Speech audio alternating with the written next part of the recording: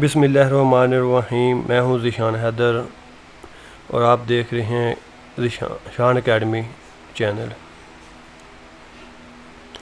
मेरी तरफ से सब स्टूडेंट्स को खुश आमदीद।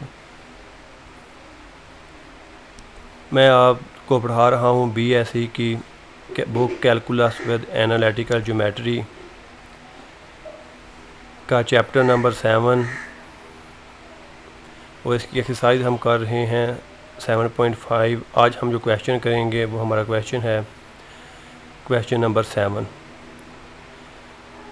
क्वेश्चन को स्टार्ट करने से पहले नए आने वाले स्टूडेंट्स को गुजारिश है कि वो चैनल को सब्सक्राइब करें ताकि इस तरह की मज़ीद वीडियो उनको बआसानी मिल सकें। अब हम बढ़ते हैं अपने क्वेश्चन नंबर 7 की जानिब। सबसे पहले क्वेश्चन नंबर 7 की स्टेटमेंट को देखते हैं। क्वेश्चन नंबर 7 की स्टेटमेंट क्या है? Find the area of the reason bounded by the loop of the curve. एक एरिया फाइंड करना है एक रीजन का, एक जगह का, बाउंड्री जो घेरी हुई है एक लूप से ऑफ कर्व, यानी कर्व जो आपको दिया गया है उससे जो लूप बनता है उससे जो जगह रीजन घेरा हुआ है उसका एरिया फाइंड करना है।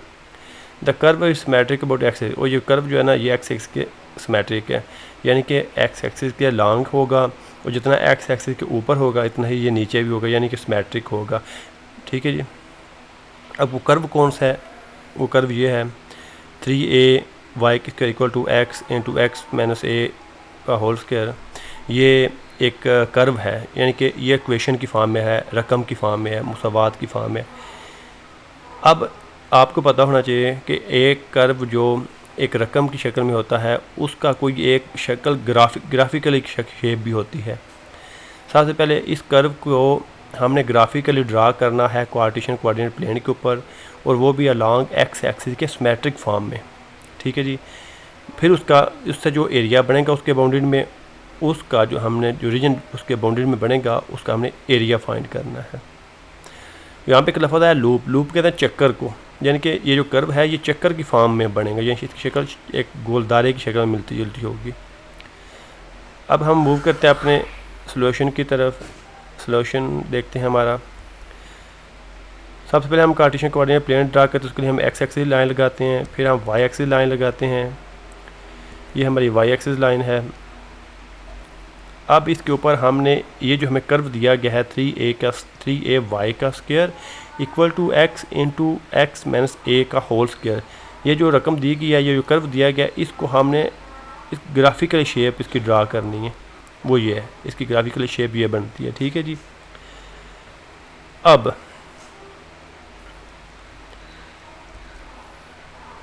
ये जो आपको लाइन नज़र आई है ना एक्स एक्सिस के लॉन्ग, ये एक्स एक्सिस के लॉन्ग है ये कर्व।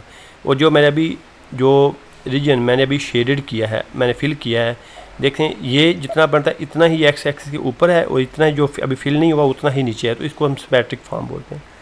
ये जो अभी मैंने जो एरिया जो मैंने फिल किया है ये हमने फाइंड करना है फार्मूले की मदद से, क्योंकि ये इसके लूप दो बन रहे हैं, यानी कि दो रीजन बन रहे हैं, एक ऊपर जो मैंने फिल कर दिया और एक वो रीजन जो अभी फिल नहीं हुआ, दो रीजन है। तो फिल जो कर दिया इसका हम फार्मूले की मदद से लूम करेंगे, फिर उस 2 से मल्टीप्लाई करेंगे तो वो नीचे वाले का भी फाइंड हो जाएगा। तो चाहे तो आप बाद में उसके आंसर को मल्टीप्लाई कर लें या फिर फार्मूले को ही शुरू में मल्टीप्लाई 2 से कर दें। ठीक है, एक ही बात होगी। तो हमें इन दोनों रीजन का एरिया जब फाइंड हो जाएगा तो ये इन दोनों रीजन का, तो वो हमारा टोटल एरिया होगा जो कि इस लूप इस चक्कर में जो बन रहा है। ठीक है, कर्व जो हमने ड्रा किया है ना, इसका जो लूप है उसके बाउंड्री में जो टोटल रीजन बन रहा है उसका वो एरिया कहलाएगा। तो इसके लिए जो फार्मूला यूज़ करेंगे वो आप पहले भी प्रीवियस क्वेश्चन में आप पढ़ चुके हैं। वो क्या होता है a equal to integration of. अब इंटीग्रेशन कहाँ से ले कहाँ तक है? देखें ये सेंटर, यानी कि यहाँ पे एक्स एक्सिस और वाई एक्सिस दोनों लाइनें एक दूसरे को क्रॉस कर रही हैं। ये रीजन पॉइंट होता है 0 0, तो ये 0 से स्टार्ट होगा और कहाँ पे जा रहा है, जहाँ पे एक्स एक्सिस के ऊपर ये लाइन ख़त्म हो रही है उसको हम इधर आपको नाम नहीं दिया गया, लेकिन वहाँ पे ए आप कह लें, कोई भी सिंपली मैं ए कह लूँ, ए तक जा रहा है। ठीक है, तो इस तरह जो इंटीग्रेशन की लिमिट होगी वो 0 to a होगी। ठीक है, एक्स एक्सिस अलॉन्ग। तो फिर आगे फार्मूले में क्या आएगा y dx, तो यही तो हमारा फार्मूला है। तो a इक्वल टू लिमिट हमें लगानी है उसके ओरिजिन पॉइंट से एक्स एक्सिस के ऊपर जहाँ तक जा रहा है, जहाँ पे ये लूप ख़त्म हो रहा है शक्ल होता है, उसको मैंने उस पॉइंट को a का नाम दे दिया, तो वहाँ तक a तक जा रहा है, तो y dx। तो है तो आप इस फार्मूले को शुरू से 2 से ज़रा मल्टीप्लाई कर ले, या एंड पे आंसर जो आएगा उसको मल्टीप्लाई कर ले तो उसका टोटल एरिया फाइंड हो जाएगा। इस फार्मूले को हमने यूज़ करना है। अब हमें जो कर्व दिया गया है इसमें से हमने y की वैल्यू फाइंड करनी है। तो ये जो 3a है जो y के साथ मल्टीप्लाई हो रहा है, ये 3a पहले तो दूसरी साइड पे जाके डिवाइड हो जाएगा। अब ये इस रकम इस तरह बन जाएगी। अब हमने y के ऊपर जो स्क्वायर है ना, y के ऊपर जो मुरब्बा है इसको ख़त्म करना है, तो उसके लिए हम जज़र लेते हैं अंडर रूट, ठीक है। वो दोनों जब हम लेंगे तो y के ऊपर जो स्क्वायर ख़त्म हो जाएगा, दूसरी साइड पे जज़र आ जाएगा। अब इस y की वैल्यू हमें पुट कर देनी है इस जगह पे, इस फार्मूले में y की जगह पर इस तरह मिलेगी।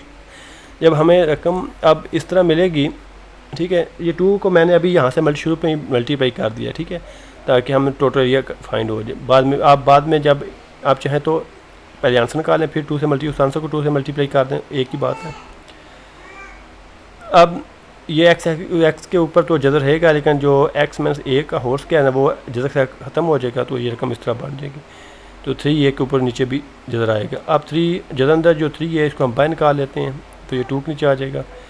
तो अब ये x के ऊपर जो जज़र है उसको हम 1/2 लिख सकते हैं। जज़र जो होता है वो 1/2 के बराबर होता है। अब ये x जो जिसके पावर 1/2 है, ये अंदर वाले ब्रैकेट के अंदर जो x है उससे मल्टीप्लाई होगा, और मैंने फिर a के साथ भी ये मल्टीप्लाई होगा, तो ये रकम इस तरह बन जाएगी, ठीक है।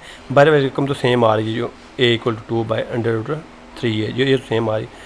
बस हुआ क्या है कि x जो पावर 1/2 था वो अंदर x और माइनस a से मल्टीप्लाई हुआ है। x की पावर 1 होती है, तो जो बाहर x के 1/2 है, तो ये जब मल्टीप्लाई होता है तो पावर जमा हो जाती हैं, देखिए पावर ऐड हो जाती है, तो ये 3/2 बन जाएगा। तो इस तरह माइनस a आएगा, a के साथ x कौन था पहले, तो इसके सिंपली वो x की पावर 1/2 हम लिख देंगे।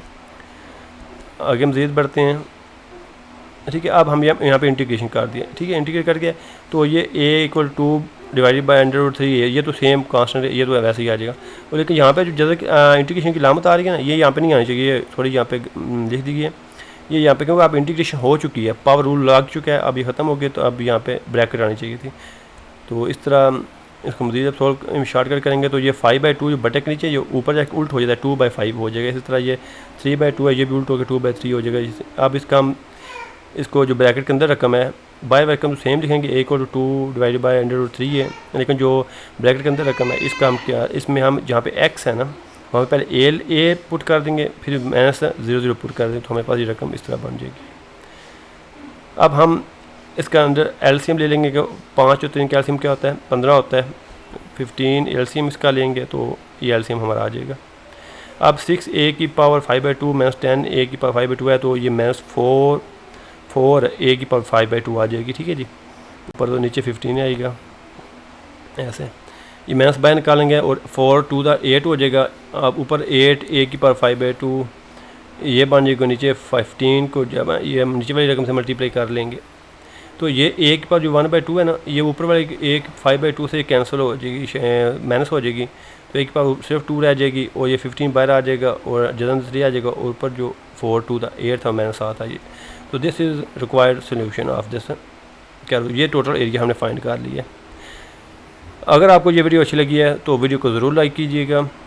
इतनी मेहनत से एक क्वेश्चन को सॉल्व करके उसकी वीडियो तैयार की जाती है, तो सिर्फ आपसे एक लाइक चाहिए होता है। और जो नए स्टूडेंट हैं वो चैनल को सब्सक्राइब कर लें ताकि इस तरह की मज़ीद वीडियो उनको मिल सकें। थैंक यू जी, अल्लाह हाफिज़।